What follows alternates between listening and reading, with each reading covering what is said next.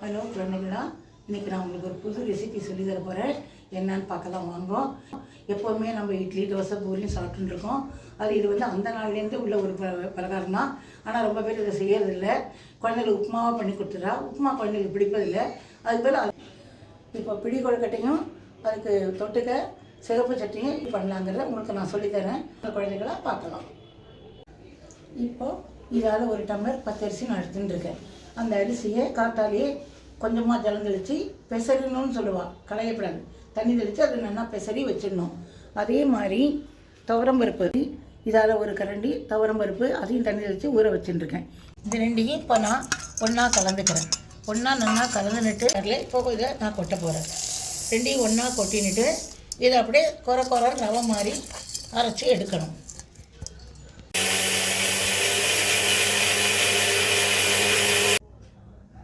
இந்த மாதிரி ரவை மாதிரி நைஸாக உடச்சி எடுத்துக்கணும்.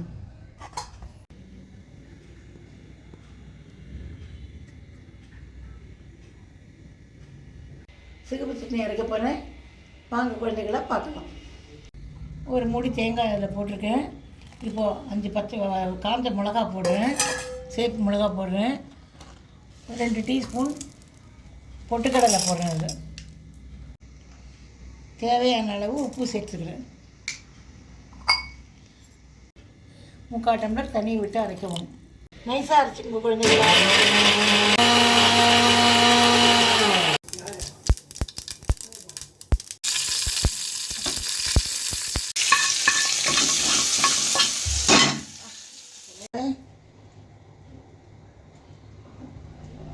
ஒரு கரண்டி எண்ணெய்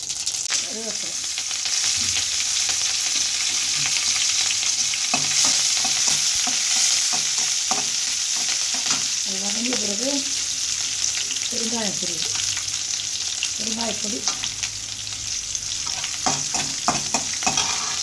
இந்த டம்ளரால் ஒரு டம்ளருக்கு 3 டம்ளர் தண்ணி விடலாம். ஒரு டம்ளர் அரிசி நம்ம போட்டிருக்கோம், 3 டம்ளர் தண்ணி விடலாம்.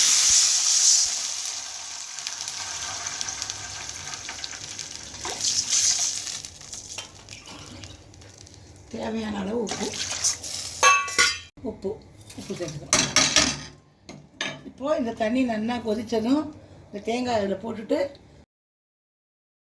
கொதித்த தண்ணியில் தேங்காயை போடவும்.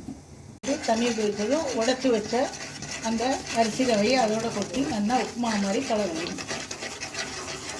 கலந்துக்குங்க. உப்புமா மாதிரி நல்லா கலந்துன்னுட்டு அது செட் ஆனதும் தட்டில் போட்டு ஆற வைக்கணும். ஆற வைக்கும் கொழுக்கட்டையாக பிடிச்சிக்கணும். அப்புறம் ஆறிலே வைக்கணும்.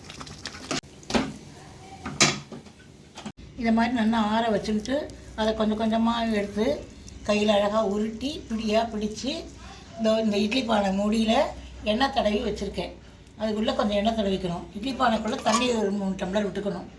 அதில் ஒரு தட்டை வச்சுட்டு அதில் இப்படி வரிசையாக வைக்கணும். உருட்டி வைக்கணும். வச்சுட்டு